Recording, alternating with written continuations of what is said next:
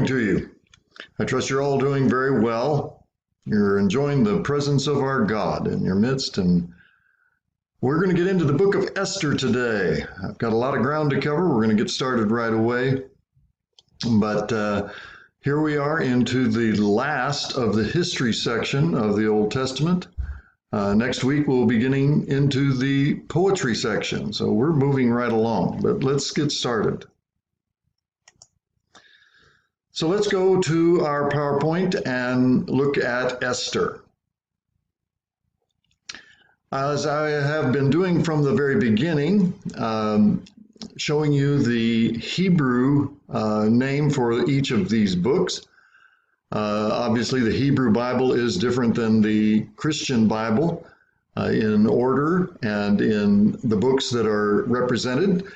But the book of Esther, found in both. Let's look at the title in the Hebrew. Now, it's kind of an interesting transition here from what we've seen in the past.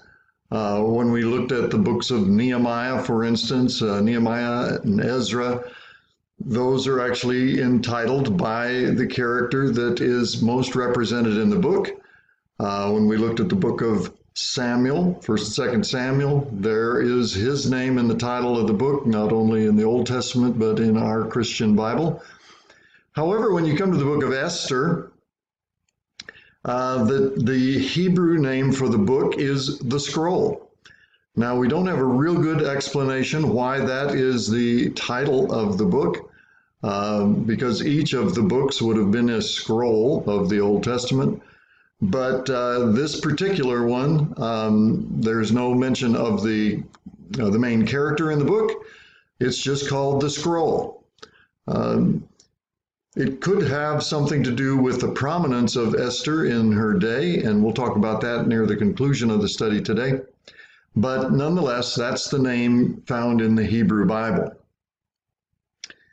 It is the 12th book of the history genre when it comes to our Christian Bible. Many of the history books were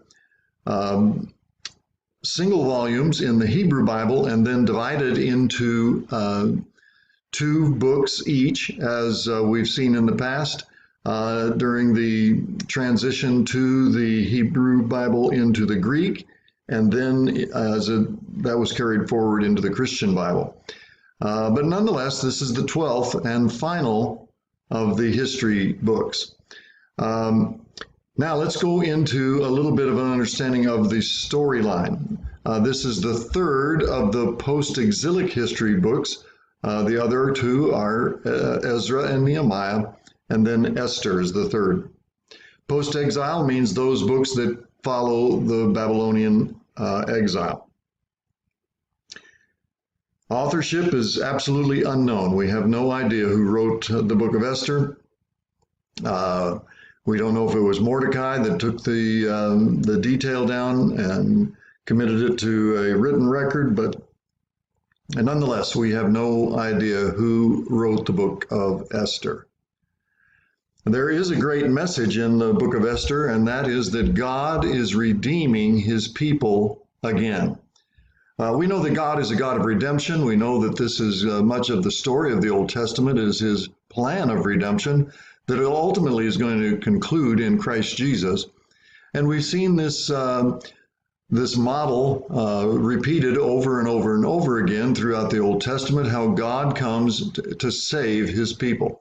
And once more, even from the far and foreign capital of Persia, there's this picture of God's redemption of his people through this particular character named Esther.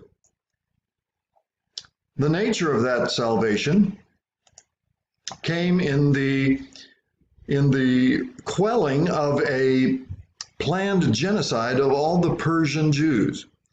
Now, we don't often use the word quelling. I was writing this particular line in the PowerPoint, and I was running out of room, so I pulled up this word quelled.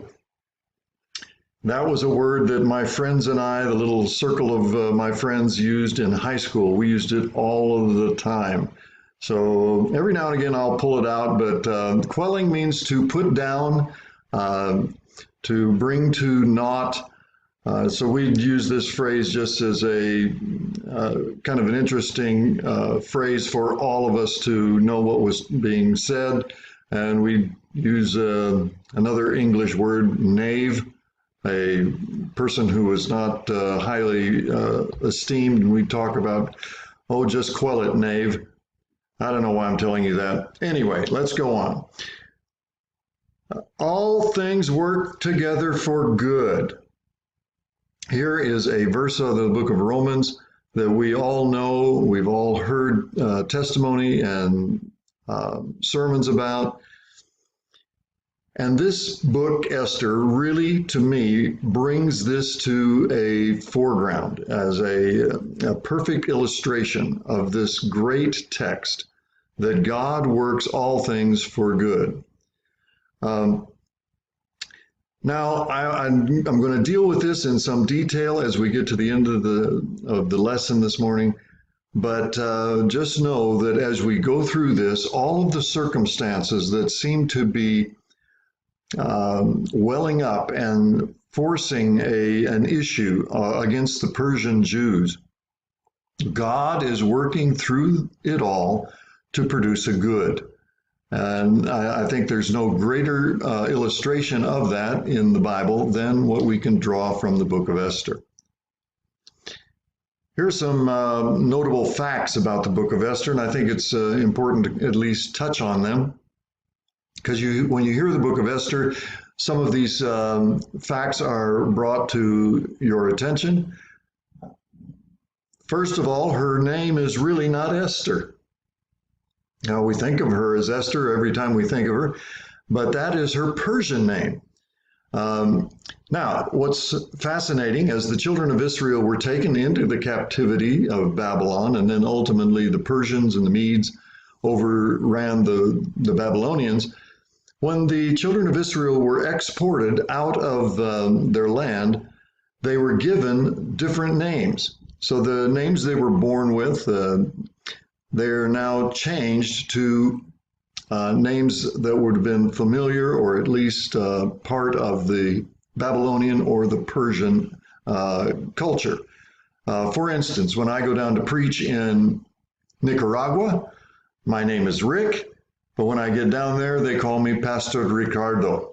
So it's just putting my name into their language or a way they can call me that's familiar to them. Well, Esther's name was her Persian name, given that name. So her real name, her Jewish name, is Hadassah. And this was given to her by her parents. Her father and mother were actually the uncle of Mordecai. We're going to talk about Mordecai in a minute. And so actually, Esther is a cousin of Mordecai. And Mordecai is the other main character in the book of Esther. Now, just to illustrate what is going on here, there is in our scripture an illustration of the fact of the change of names from the Hebrew name now to the name of the land that they are living in. We know that Daniel is a Jewish captive that was brought to Babylon. His name was changed by Nebuchadnezzar to Belteshazzar. Shadrach, Meshach, and Abednego. Here are the three Hebrew children that were thrown into the fiery furnace. Shadrach, Meshach, and Abednego are their Babylonian names, the names that were given to them in the captivity. Their Hebrew names are Hananiah, Azariah, and Mishael. So this is a very common cultural event, that you take the name of a captive and you change it to the name that fits the culture in which you're living. But we call her Esther. That's how she's known. We very rarely hear the name Hadassah ever mentioned. Notably, she becomes the highest ranking Jew in world history. This is fascinating. She becomes the queen of a Persian empire. Now, probably the next highest ranking Jew of all history would have been Solomon, but he is king over the nation of Israel. And although Israel became a superpower of the day, where many people of surrounding lands wanted to come to Israel to bask under his glory and the riches of his kingdom, many nations wanted to join into league with Israel, but there was never an empire that was established in Solomon's name. It was only the kingdom of Israel.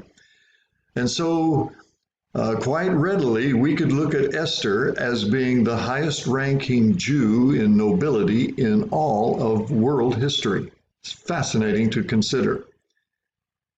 She is the great character of the book of Esther, but nothing is quoted out of the book of Esther in the New Testament. That is rare. There are not many Old Testament books that are not quoted in the Old Testament, but even those that are not quoted into the New Testament, many biblical inferences can be made that this thought that came in the New Testament is related to this book, like Nehemiah, or this book, Ecclesiastes. You really have to stretch to see anything in the New Testament that ties back to the book of Esther. Now, there are a couple of instances that scholars look on and saying, well, this is most probably a reference to the events of the book of Esther. One of them is where Jesus goes to a feast in Jerusalem in the book of John, chapter 5. It doesn't identify which feast it is.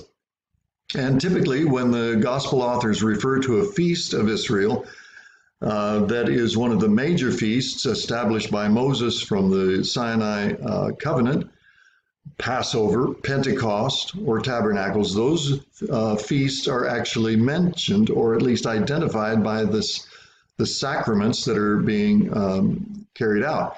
This one just says that this is a feast in Jerusalem.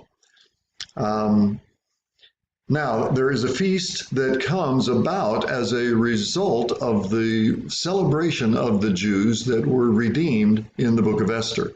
It's called the Feast of Purim. And so many scholars, not everyone, but many scholars look at this feast in the book of John because it is not named, it is not identified which feast it is. Many surmise that it could be the Feast of Purim. There's another reference in the book of Revelation which talks about a feast that the children of Israel will enjoy, where they'll be giving gifts to one another because of such a celebration, making preparation for those that have nothing. And there is a reference in the book of Esther about a feast where gifts would be given. Now, it is a feast that the evil character, Haman, wants to bring forth because he's about to kill all the Jews, and they're going to have a celebration. But is this a reference out of the book of Revelation to tie back to that, where the Jews are going to celebrate, the Christians are going to celebrate in a very special way at the conclusion of the world, when God brings justice to all mankind?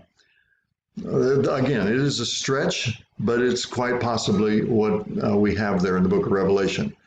But there's no direct communication out of the book of Esther into the New Testament, and the inferences, if they are there, they're very obscure. One of the other interesting facts about the book of Esther is the name of God is not mentioned. Now, this could be unique in the books of the Bible, that you have a book of the Bible that does not mention the name of God or reference God in any way. Although we can draw from the message that is being communicated here that God is truly in view. And we'll talk about that in detail, but the name of God is not mentioned directly.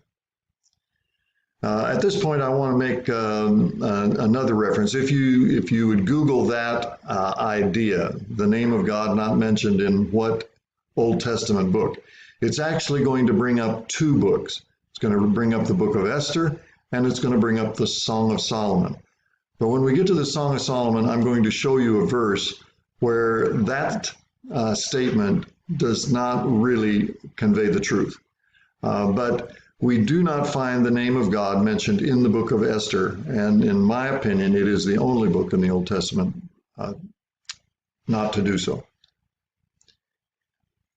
The Feast of Purim begun celebrating there in Esther's day, when God brought forth a redemption of the Jews in Persia through her activity. Feast of Purim is still celebrated today. For instance, here in 2020, it was celebrated on March the 10th. And it usually falls around that time of year in the calendar, but the days then rotate through a few of the numbers of the month, because obviously our calendar is a little different than the Jewish calendar of that day. But the feast is still celebrated by Orthodox Jews today, a celebration of their redemption out of the hand of Haman. Now, the other interesting fact about the book of Esther is that in the Dead Sea Scrolls that were discovered in 1948 in the cliffs above the Dead Sea, this huge archaeological find, many scholars believe it is one of the most important archaeological finds in all of history. Scrolls that were hidden there by the Essenes above the Dead Sea to protect the heritage of the Jews. Scrolls of the Old Testament and other writings. Of all of the books of the Bible that are found, fragments within those scrolls, the book of Esther has not been discovered. Now, they are still, even since 1948, and all the studies that are being conducted on those scrolls that were found, and in some of the caves, with many scholars are quite confident that they haven't discovered all the caves yet. But of all the caves that have been opened and the scrolls that have been found, even the minor fragments that have been found on the floor of the cave, the book of Esther is not represented in those scrolls. Just an interesting thought. All right, timeline. Let's look at this timeline just again just to put things in context. We have taken a short section of the Jewish history out of the Old Testament. The children of Israel were in their promised land during the days of the Assyrian Empire. Their northern 10 tribes, the brothers of the southern tribes, were taken captive by the Assyrians. So you can see the time frame in which we're dealing. And then we enter into a Babylonian period. And here is where Nebuchadnezzar becomes an empire builder. He comes and he conquers Israel, and they go into a 70-year captivity, as prophesied by Jeremiah. Here's Jeremiah, and you can see that he prophesies that the children of Israel will go into Babylon, and they will be there for 70 years.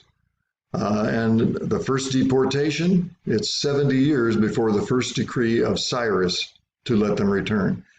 On the third invasion of Nebuchadnezzar into Israel, he actually destroys the temple. And interestingly enough, the 70 years is again repeated here.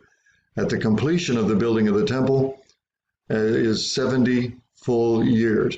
So scholars look at these two different 70-year periods of time, both being fulfilled in the prophecy of Jeremiah. But was Jeremiah identifying one, or was he actually making reference to two 70-year periods of time? interesting perspective. But here we are, the Persian Empire has overcome the Babylonian Empire, and now we see the kings of the Persians, the Medes and the Persians. There's Cyrus the Mede, Cambyses, all these kings, Darius. Darius is where Daniel was in the lion's den. But over here we have a man by the name of Xerxes.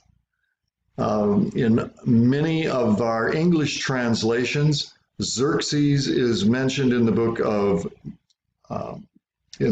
of Esther, but in the King James and many other of the translations, Xerxes is called by the name Ahasuerus. So, but this is the time frame in which we're going to find Esther.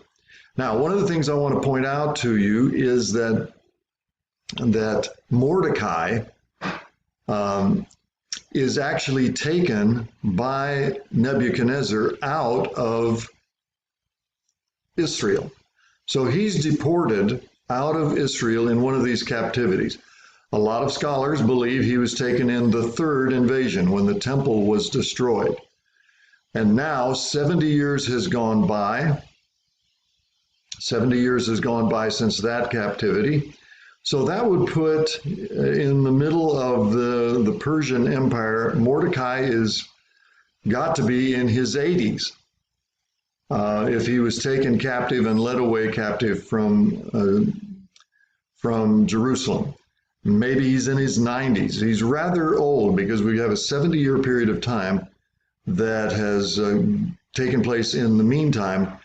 And then Esther is probably about 30 years old when she marries Xerxes or Ahasuerus. So her parents die, and so her parents are actually uncle and aunt to Mordecai. So that makes Esther and Mordecai cousins. And she is adopted by Mordecai, and he actually then always refers to her by the name Esther, her Persian name, and they hide the fact that she is a Jew. All right, let's go on. Here's the storyline, and I'm going to give this to you rather quickly, but it is a great storyline. And has much to tell us as it unfolds. First point is that the Medes and the Persians conquered Babylon, and these kings of the Medes and the Persians were more kindly disposed to the children of Israel, and they began writing decrees that the children of Israel might return to rebuild Jerusalem and the temple, reestablish their worship. Now, there may be a legitimate reason for this kindly persuasion of the Medes and the Persians toward the Jews. Many scholars look on the fact that the Medes and the Persians had a prospective great enemy down in Egypt.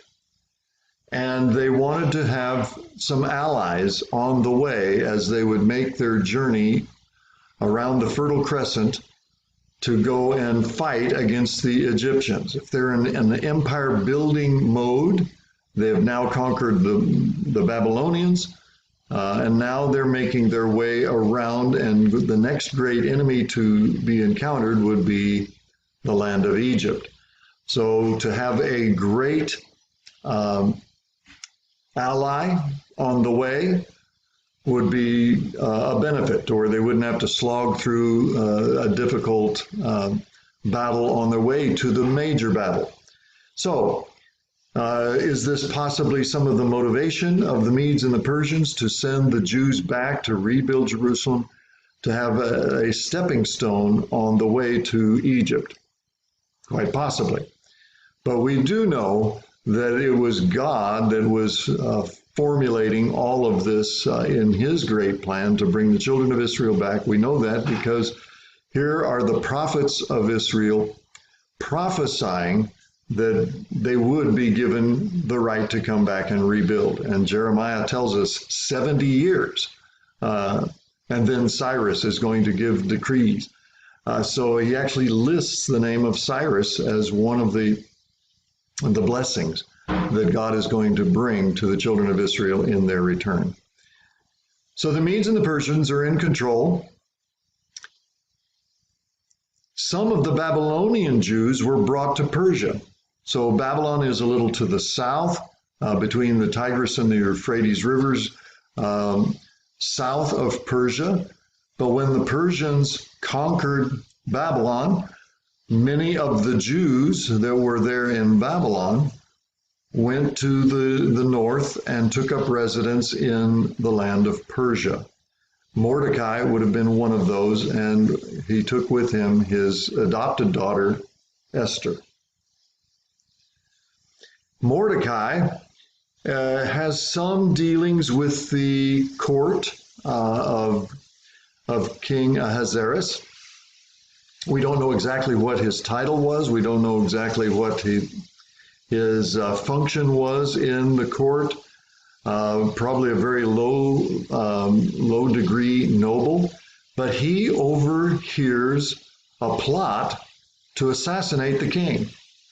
And Mordecai brings this to the attention of the king, and the king then, how's this? He quells that plot, and he puts these two men to death that are plotted together, and now he wants to honor Mordecai.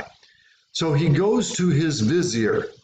Now, what is a vizier? A vizier is a high-ranking individual in the court, and many times the vizier is a counselor of such high degree that much of what is being accomplished in the kingdom is actually executed in the hands of the vizier.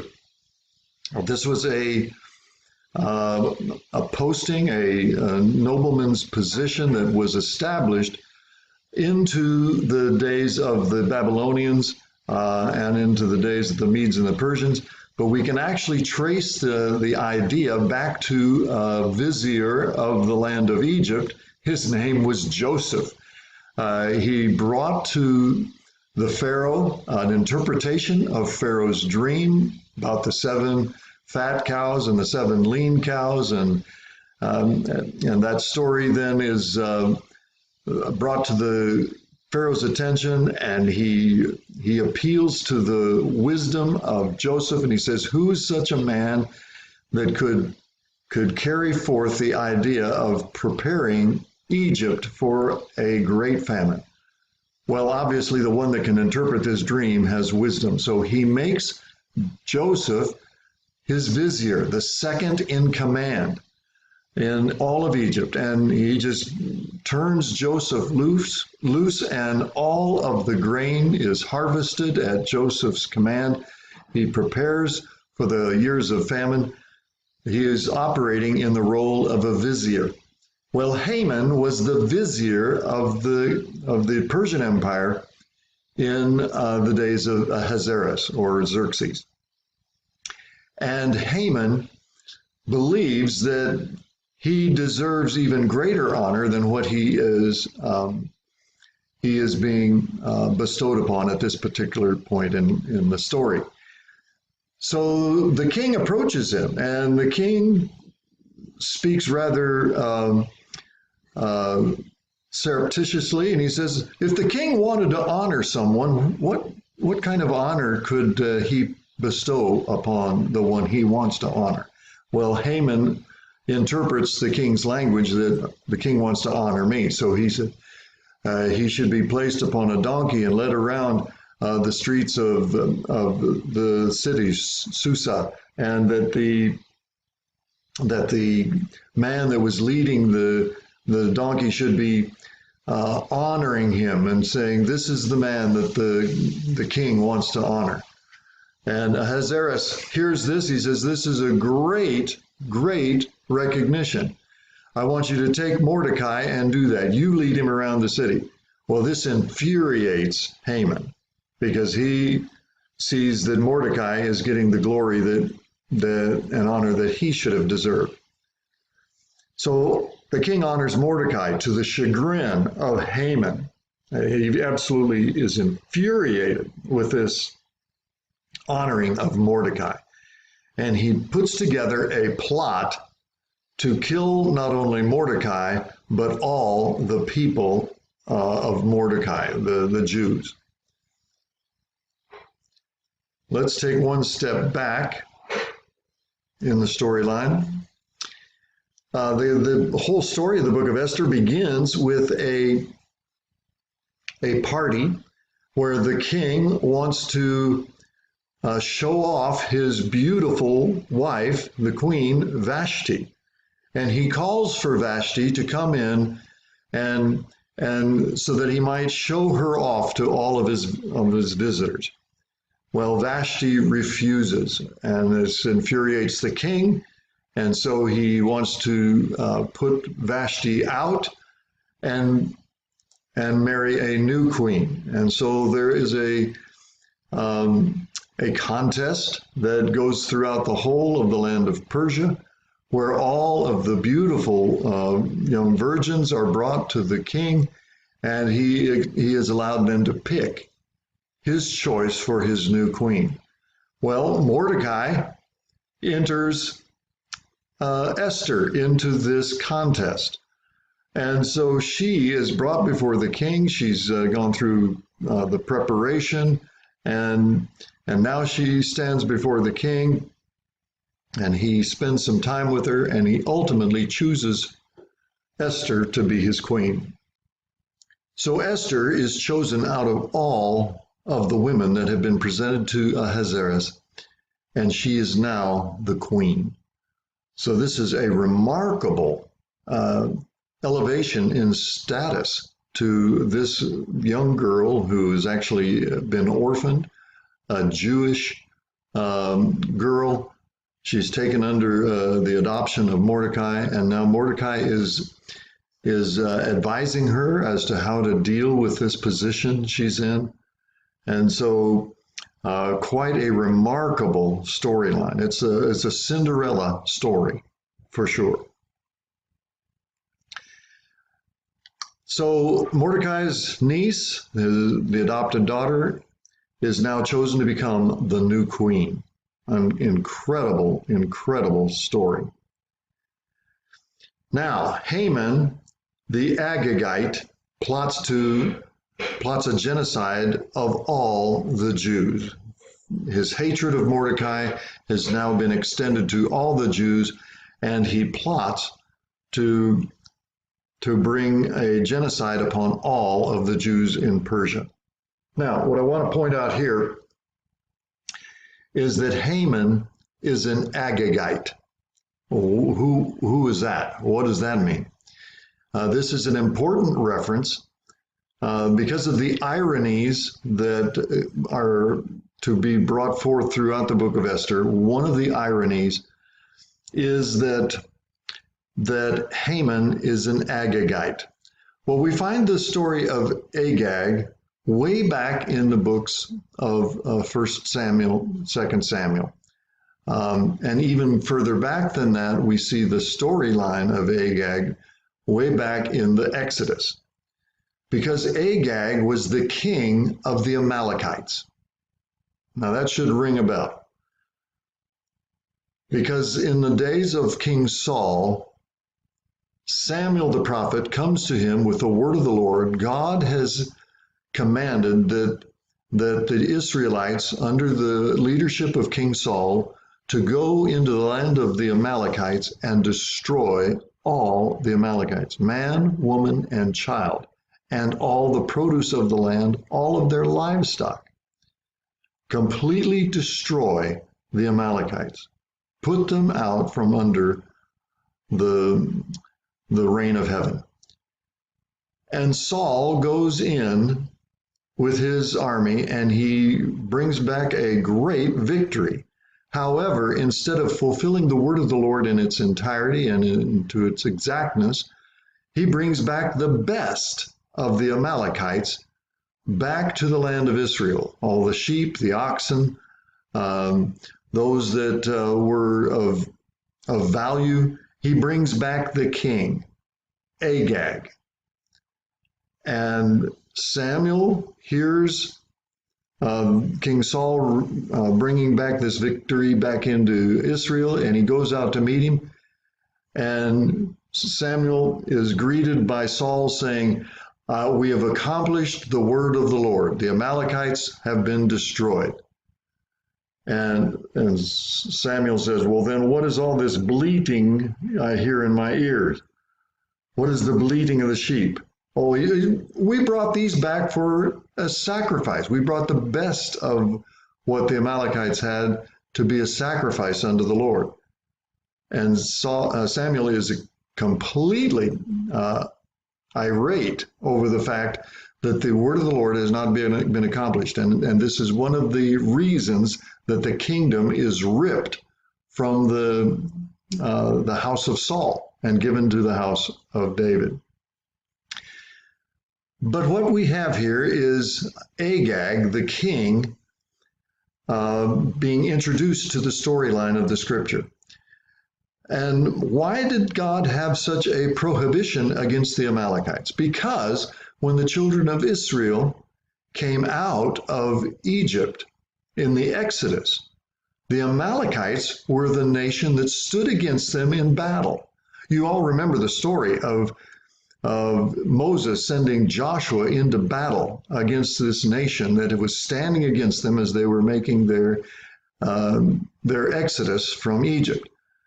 And Moses takes a position up on the hill, and as long as he holds his rod above his head, Israel is victorious. The army under the command of Joshua find victory in their hands as long as Moses holds his hands up.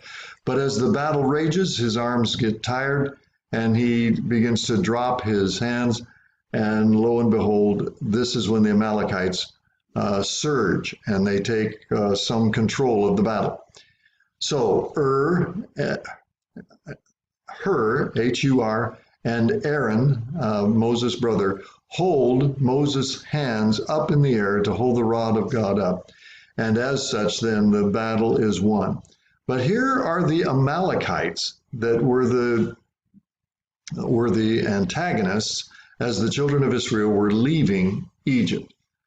And so God makes a declaration that he's going to have war against Amalek all their years. And it is in the days of Saul, he tells them that it is to be accomplished that this nation of the Amalekites is to be removed from the face of the earth. Another interesting point here is that Amalek was not completely destroyed, and it was an Amalekite that ultimately kills King Saul. He was in a battle with the Philistines, and he took a blow, and he was now wounded. And before the Philistines could take King Saul and abuse him, King Saul asks his armor bearer to kill him, to go ahead and finish me, because I do not want to fall into the hands of the enemy. So King Saul, here with this wound that is debilitating, let's start again. So his armor bearer refuses to kill him. So here's King Saul with this wound that is debilitating, and he will not allow him to escape, and he knows that he's about to be captured by the Philistines. He falls on his own sword. But here, even this blow does not kill him, and he's laying there in agony, and along comes an Amalekite. And the Amalekite sees the king, and the king says, "Please finish me. Finish me." And the Amalekite kills King Saul. Well, if Saul had killed all the Amalekites when he was asked to by the prophet Samuel, then that Amalekite wouldn't have been around to finish Saul off. So it's very ironic here as well. that the one that Saul was to ultimately eradicate from the earth finally is the instrument that kills King Saul. This Amalekite runs to the camp of David and tells David that he has killed Saul and that he is looking for reward. And David tells his commander to go ahead and finish this Amalekite, because this is not what you do. You do not kill the king.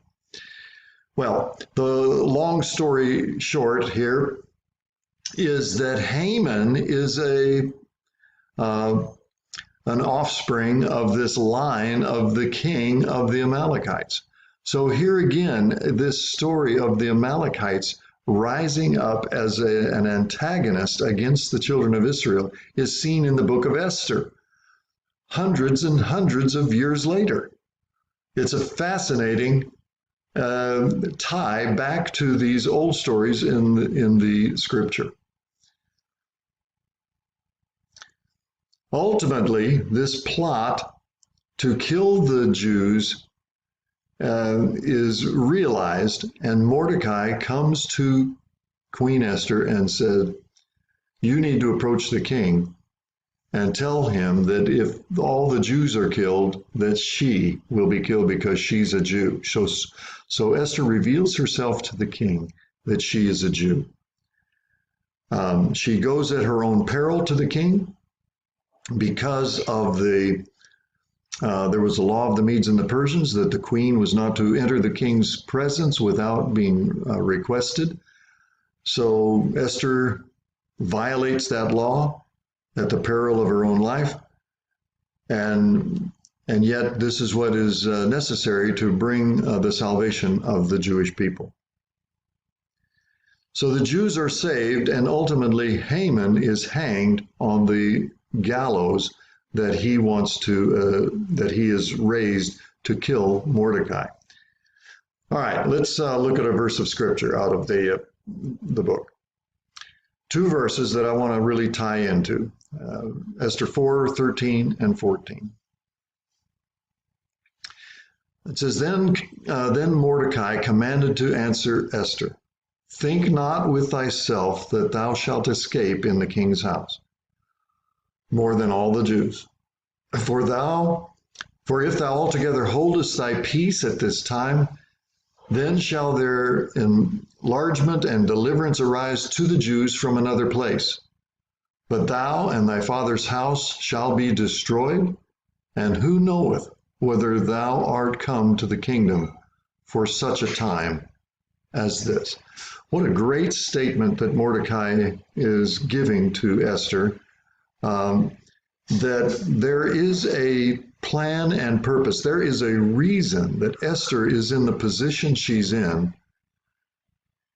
She is the queen of the Persian Empire. In all unlikelihood, she is the queen of the greatest nation on earth at the time. And here, her people are under the peril of this evil vizier, and the law that he has tricked Ahasuerus into signing, that the Jews can be eradicated from the Persian Empire. And so as a result of this, Mordecai says, you have to go speak to the king. You're in a position to speak to him. She says, I might approach him, but if I do, I go against the law, and then I will be killed. Mordecai says, it is for this reason that you have come into this position. It is for such a time as this that all of these events have been orchestrated for you to have the ear of the king. So obviously Esther goes in and tells the king. He grants her permission to speak. He does not execute her, but he hears that she is a Jew, and the tables are turned on Haman, and the Jews are given the right to protect themselves on this day that was selected to be their day of death, and they win a great victory over those that would kill them. and the Jews are saved. All right, how can we draw some conclusions here? Our steps are ordered by God, that his will might be established. We know that from the book of Proverbs, that God orders our steps. We know that from the book of Psalms, that he orders our steps. He knows each day before it happens. His understanding of history is not limited to what is happening at the moment. He is the author and the finisher of history, and he knows the end from the beginning. And I'll tell you, this idea that God knows and uses even the evil things of the world for the benefit of those that he loves and those that love him, I've seen it in my own life. Let me tell you just a few stories of my own life. I don't do this very often, but every now and again, I think it's important to just see the wonder of the providence of God in our lives. That he knew these things long before we were born. These things have been in his heart long before we've come into the world. His providence is everlasting. We had an illustration of this not too long ago with our granddaughter Sophie. You know Sophie's story. She was in high school and had a brain bleed. She had a malformation of veins and arteries in her brain, and one of them started bleeding. She was dizzy and had to have surgery immediately. After the surgery, she had a blood clot that formed in the wound, and it actually caused a stroke, a pretty massive stroke. And she's still suffering under some of the consequences of that stroke. Her right side is without a great deal of movement. It's no feeling in some of her limb. She's got a little bit of loss of vision in her right eye, and so it's a problem that she has that has taken her for the last several years. And we know that her story began with the fact that her father had gained custody of her in a court case as the divorce was ongoing, and so we lost a lot of contact with Sophie.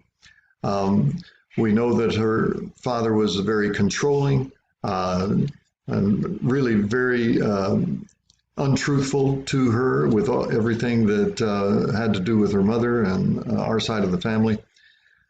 But just a few months ago, Sophie made a break from that very controlling situation. She fled the household and came to her mother. And so she's been with her mother now for several months. Now, what was interesting is although she had spent 10 years with her father and had developed friendships around that neighborhood and that school that she went to, now she was distant from that environment of where she had had friends and acquaintances. And now she's at a point where she's almost getting homesick for some of the fellowship that she had.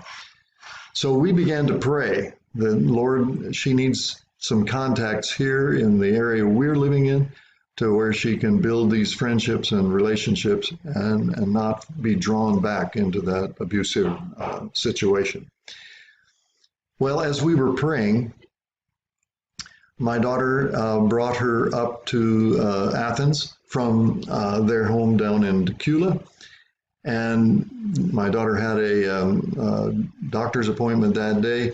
We decided to go down to my other daughter's house down near Monroe and have an evening where Skip and I would play basketball with Sammy, and Amy and Sophie said, we'll come with you. Now, just interestingly enough, Amy and Sophie would always eat Zaxby's on Wednesday because they offered a special uh, deal of food. Some meals were half price, some meals were free for children. And so she says, we always eat at Zaxby's on Wednesday. So is there a Zaxby's near Julie's house where we could go and eat and take advantage of this special before we get to Julie's? Well, we went down and I called Julie and I said, Julie, we're on the way. We'll buy Zaxby's on the way and bring it. Would you find if there's a Zaxby's in the area that honors this particular special on Wednesday night? Well, the only Zaxby's that she could find was the one at Bethlehem, which is on the way, a little out of the way, but on the way. So we drove into that Zaxby's drive-through. It had to be a drive-through because of the COVID. And as we were driving through, lo and behold, here in the drive-through lane, Zaxby's had set up a tent where one of their employees would sit there and take the orders to kind of speed the process of the drive-through. Well, it just happened that the man manning that particular booth was an acquaintance of Sophie's from way back when she had lived with her parents in the Gwinnett area. His name was Will. They were very good friends, but they had lost contact over the years.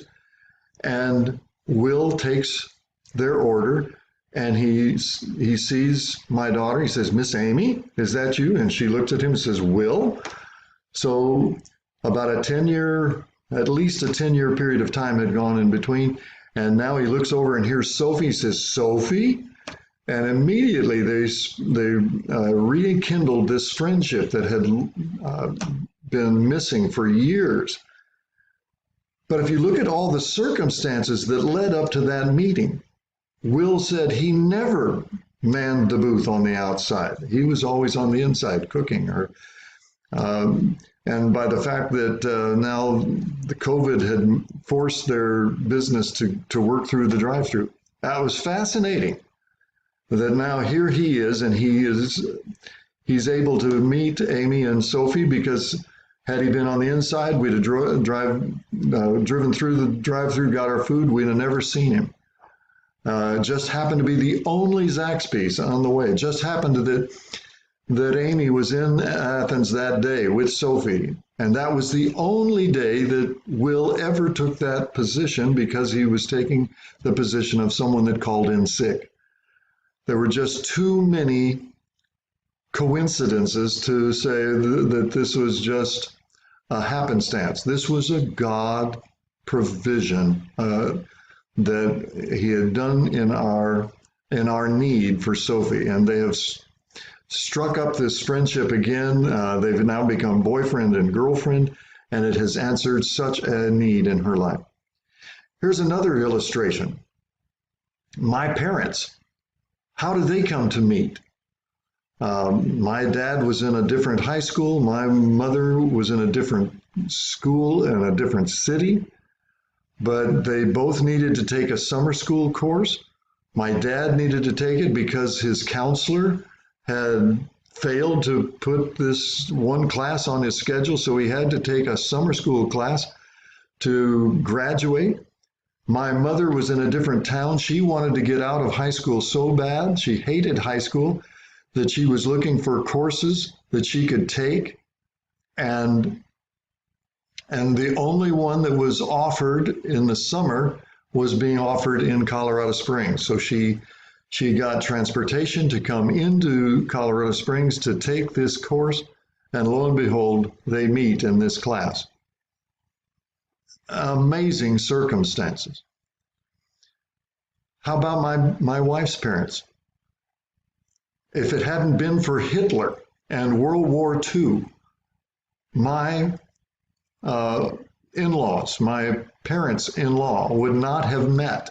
They met in Germany after the war, as both my father-in-law and my mother-in-law were there because of the military. Uncle Sam put my wife and I together.